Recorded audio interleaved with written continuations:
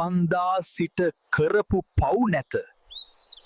වරක් වැන්දොත් කැලණියේ අද අපි ඉන්නේ කැලණි රජමහා විහාරය ඉදිරිපිටයි. අද අපි කැලණි විහාරය ගැන කතා කරමු.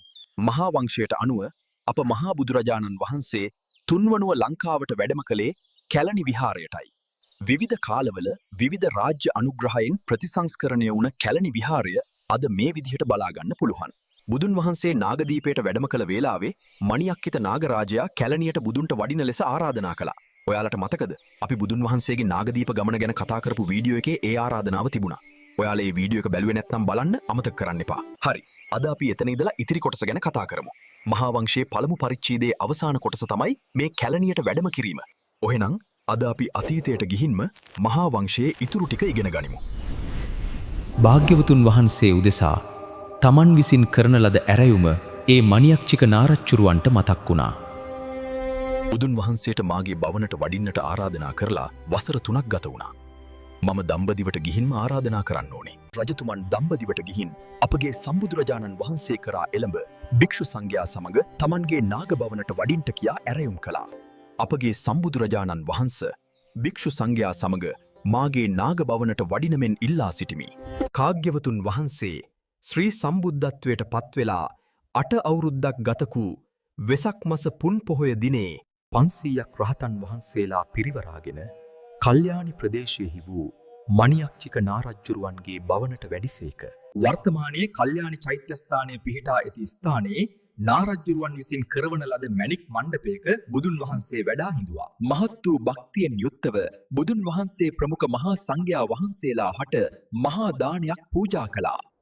කලයාණි භූමියෙහිදී ලොවට මහත් අනුකම්පා ඇති අප ශාස්ත්‍රයන් වහන්සේ මණියක්චික නාරජු ප්‍රදාන නා පිරිසට හා මහා සුමන සමන් දෙවියන් ප්‍රදාන දෙවියන්ටත් මధుර වූ ධර්ම දේශනාවක් පවත්වා වදාලා.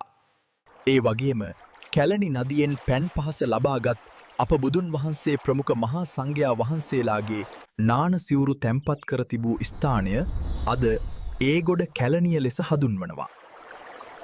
මාගේ භාග්‍යවත් සම්මා සම්බුදුරජාණන් වහන්සේ දේව මිනිසුන් කෙරෙහි අනුකම්පා කර මාගේ භවන පිහිටි සමන්තකූට පර්වතයට වඩිනසේක්වා.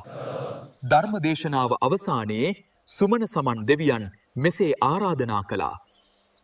බුදුන් වහන්සේ ආරාධනාව පිළිගෙන අහසට පැන නගී 500ක් මහා රහතන් වහන්සේලා සමග සමනල කන්ද වෙත වැඩම කළා. මණියක්කිතනා රජතුමන් බුදුන් වැඩ සිටි ඒ මිනිපලග නිදන් කර කැලණි මහා සෑරජාණන් වහන්සේ නිර්මාණය කළා.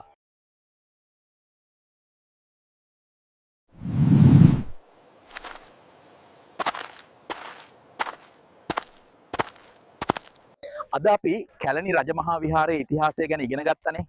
නමුත් බුදුන් වහන්සේගේ තුන්වන ලංකා ගමන මෙතනින් නිමා වෙන්නේ නැහැ. උන්වහන්සේ සමන්ත කූටයට වැඩම කළා. ඒක ගැන ලොකු කතාවක් තියෙනවා ඔයාලට කියන්න.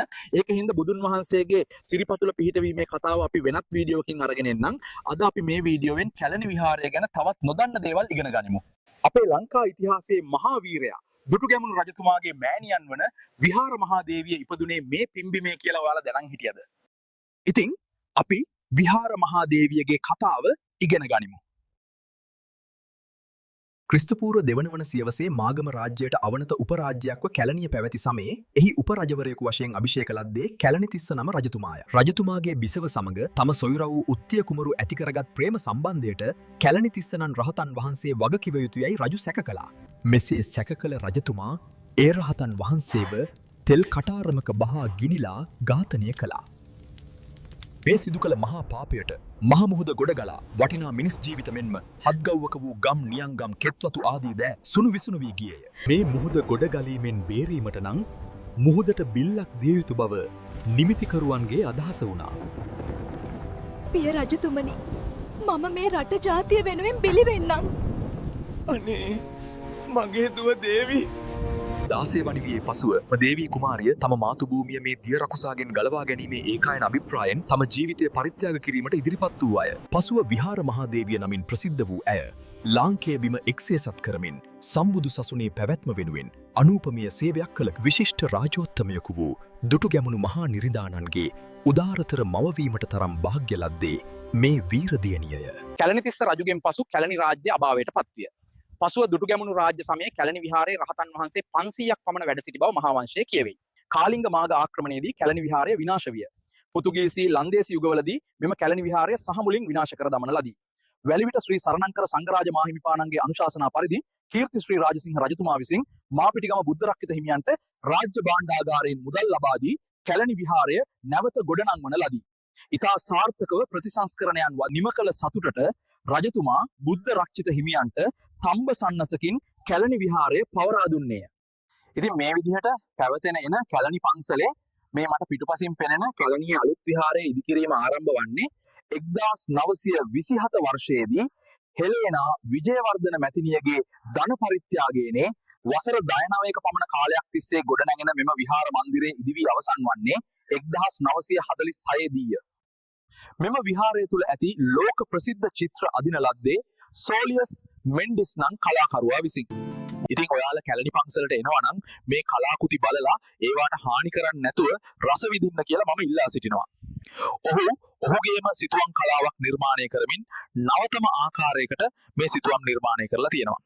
අද අපි මේ වීඩියෝ එකෙන් බුදුන් වහන්සේගේ තුන්වන ලංකා ගමන කැලණි විහාරයේ ඉතිහාස කතාව වගේම මේ දක්වා කැලණි විහාරයේ ගමන් මඟ ඉගෙන ගත්තා. මම හිතනවා ඔයාලා මගේ වීඩියෝ රස විඳිනවා ඇති කියලා.